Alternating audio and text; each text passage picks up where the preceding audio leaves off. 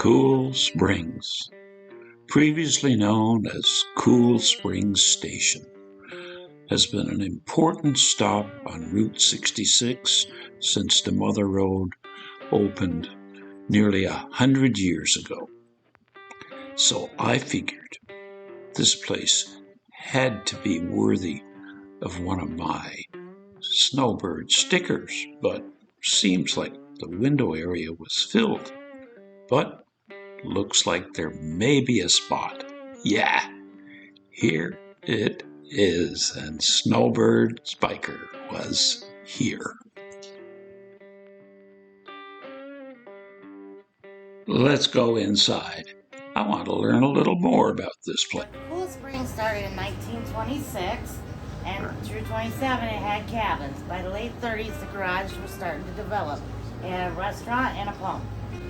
The road that you're going on is called the Sidewinder. It's 191 curves, 8 miles of it, no guardrails, and maybe some donkeys.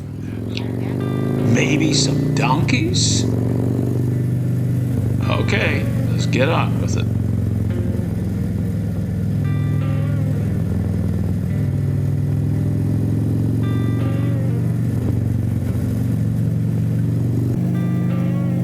Cool Springs is on the eastern slope of the Black Mountains.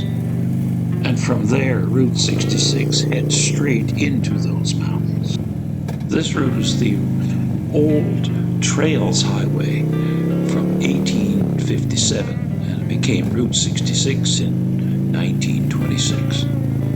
Of all the stretches on Route 66, this was perhaps the most intimidating of all, with the steep grades, narrow roads, hairpin turns. Some travelers on old Route 66 would pay the locals to drive their car up the grade for them, or even have their vehicle towed over the summit.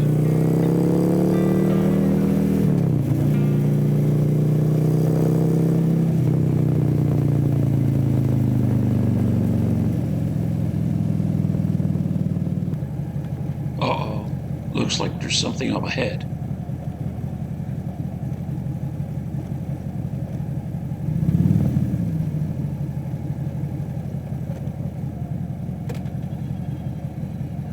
Well, she did say maybe some donkeys.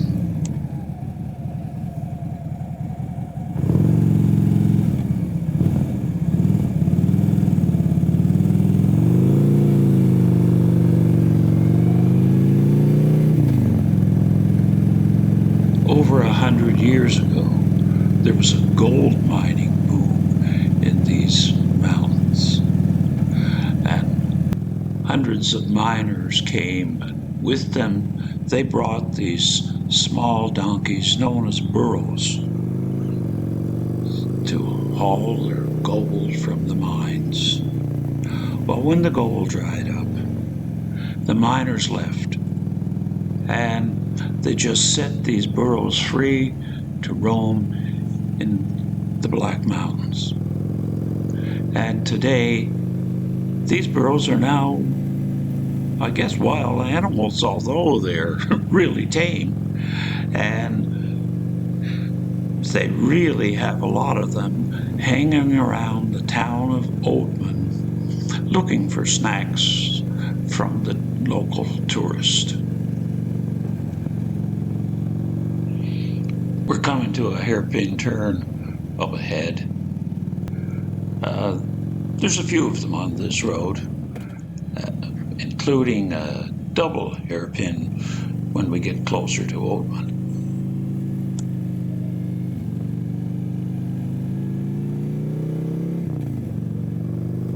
I was told that this is flash flood country during the short rainy season. Most of the year, though, rain is but a hope for respite. All this dry, arid land, and the colors of the desert, so different from my home in Nova Scotia. Coming into another hairpin.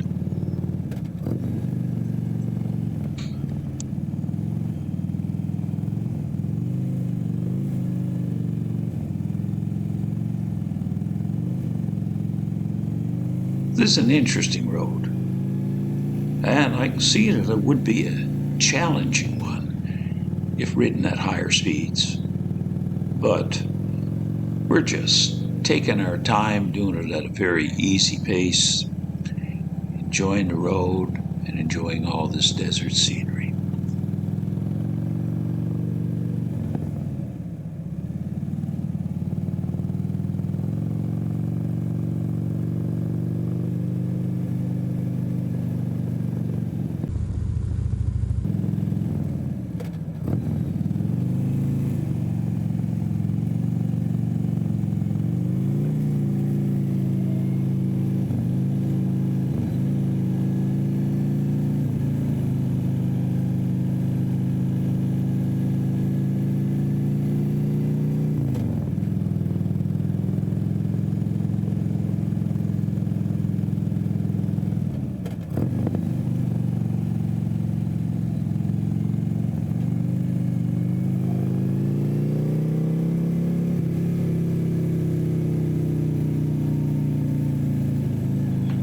Some of the rocks seem to be just clinging to the side of the mountain, ready to fall at any second. But I guess they just hang in there.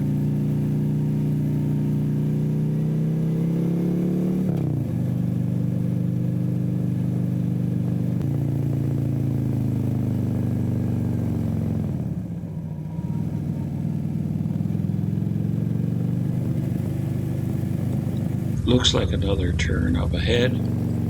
You know, it's been pretty much one after another all along this route. I guess it's because of all these turns and switchbacks that eventually they decided to build a freeway. It's I-40, and it bypasses Route 66, and people are able to travel quickly from point A to point B and avoid these roads and avoid all the small towns along the way. And in fact, because of that new highway, all these little towns went through a really difficult time, and some became ghost towns until recent years, when people looking for the quiet lives, times gone by, rediscovered all these small towns along Route 66. And because of the growing number of tourists on the route, businesses started to revive.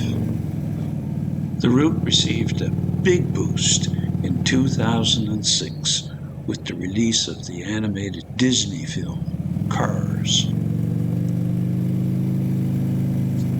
The film follows a selfish and arrogant young race car named Lightning McQueen, who on the way to the most important race of his life becomes stranded in a forgotten town along U.S. Route 66 called Radiator Springs, where he learns about friendship and begins to reevaluate his priorities. And by the way, Radiator Springs took a lot of its inspiration from Cool Springs, which we visited just a little while ago. We also had the Cars movie filmed out here for any car buffs. This is considered Radiator Springs in the movie. It was the inspiration for that movie, this spot. Okay. So all the little towns around, they got included. We had a tow truck in our parking lot. The original owner had him. He was here when they came to film, and that is who Tomater was based off of. The road that you're going on is called the Sidewinder. That road is where Sally and McQueen took their first ride together. There is a plaque outside too that tells information about Ned. And there you have it. As the famous Forrest Gump once said, and that's all I have to say about that. But we have another few turns, and then we'll be arriving in Oatman. And as I said before, Oatman was a gold mining town, and during the boom, the population went to 3,500. However, today it's now down to 102. The name Oatman was chosen in honor of Olive Oatman, a young Illinois girl who was captured and enslaved by Indians, probably the Tocopayas tribe, when her family was massacred on their journey westward in 1851.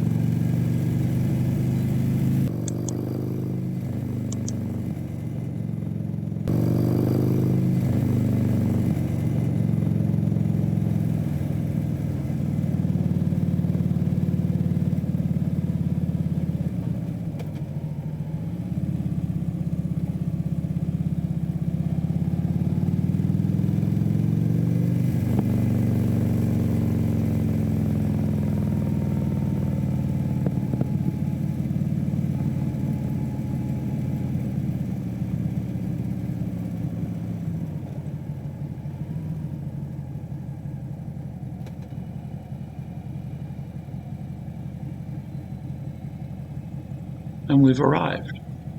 So when we get off the bike, I'll walk around and try to get some photographs.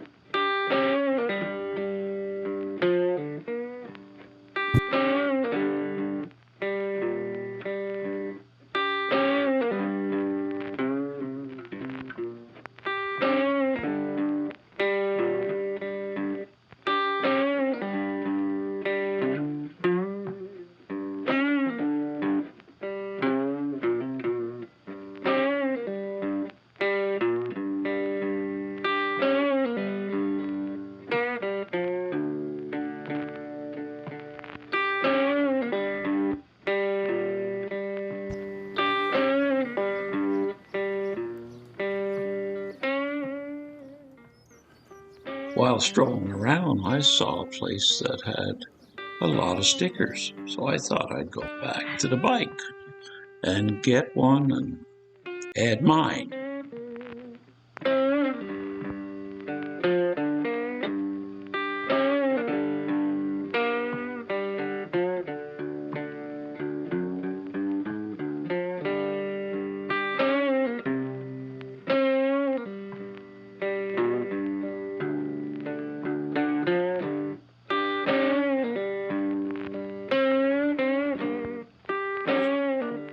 Well, it felt really great to be able to put my Snowbird Biker sticker on both ends of the Arizona Sidewinder. And it felt really great as well to be able to get my patch added to my vest saying that I've ridden the Sidewinder. Already got it. Anyway, hope you enjoyed the little video. And if you did, how about a big thumbs up? And if you haven't already, hit that subscribe button. Ring the bell. I'll notify you when I make the next one. Anyway, you take care. You have a great day. And remember, shiny side up, rubber side down. Bye-bye.